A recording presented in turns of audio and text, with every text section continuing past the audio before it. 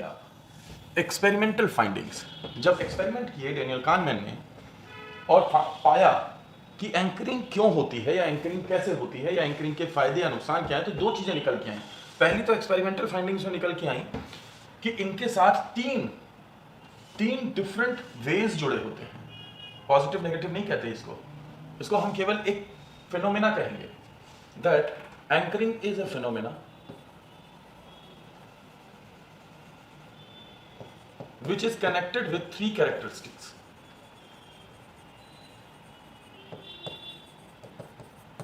Those three characteristics, first is difficulty of avoiding. कोई एक concept इतना पावरफुल है कि आप चाह करके भी उसको अवॉइड नहीं कर पा रहे, that is called first structure. अब होता क्या है कि अगर आप इस हायरार्की में बॉटम पे जाएंगे और आप अपनी क्लास के स्लो लर्नर को पढ़ा रहे हैं,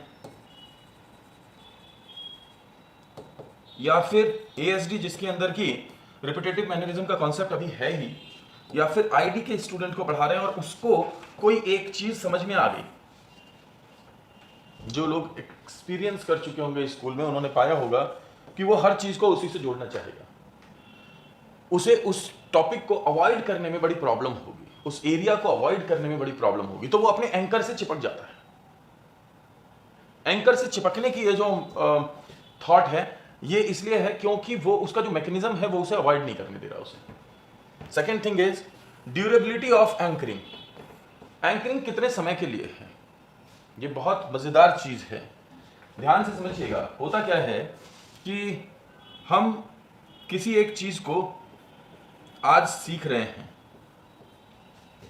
अब हो सकता है दूसरे दिन हमने कोई एक नई चीज सीखी और तीसरे दिन हमने कोई एक नई चीज सीखी, तो ऐसा हो सकता है कि ये वाली जो है ये धूमिल हो जाए। पर in case of slow learners, in case of those जिनको कि आप रिपीट करना चाहते हैं, वो इस प्रॉब्लम को दूसरे दिन पूछते हैं, फिर इसको कनेक्ट करते हैं, फिर इसको कनेक्ट करते हैं। अगर इसकी ड्यूरेबिलिटी हाई है, अगर इसकी ड्यूरेबिलिटी हाई है, तो ये ऐसा भी हो सकता है कि आपके सोचने का एक पैटर्न ही ये बन जाए। इस पैटर्न को एंकरिंग कहेंगे, दैट इज एंकरिंग बायस।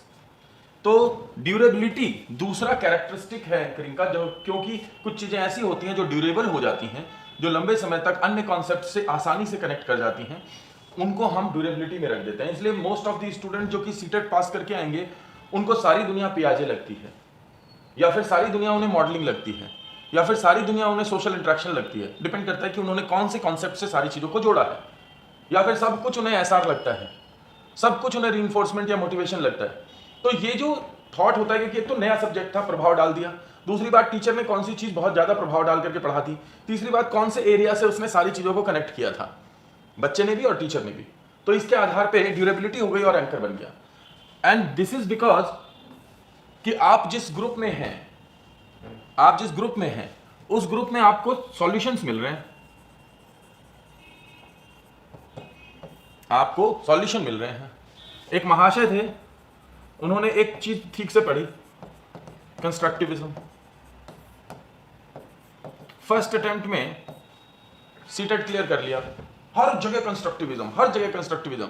जहां कंस्ट्रक्टिविज्म लग रहा है वहां तो है ही है, जहां नहीं भी लग रहा वहां भी भेड़ के लगा दिया, और सारे आंसर यही सोच के करने हैं, यहां कंस्ट्रक्टिविज्म काम कर रहा है या नहीं कर रहा, यहां किसी तरीके से कंस्ट्रक्टिविज्म काम कर रहा है या नहीं कर रहा। तो अब ऐसे में क्या हुआ, the whole group started thinking in that way, but हर किसी का बेनिफिट नहीं हुआ। लेकिन हाँ, अब उस पूरे ग्रुप में मैं ये पक्की बात मान सकता हूं, कहीं पे भी अगर कंस्ट्रक्टिविज्म से संबंधित अगर क्वेश्चन आएगा तो बड़े आसानी से डिफरेंशिएट कर पाएंगे। That is called anchoring bias in a group.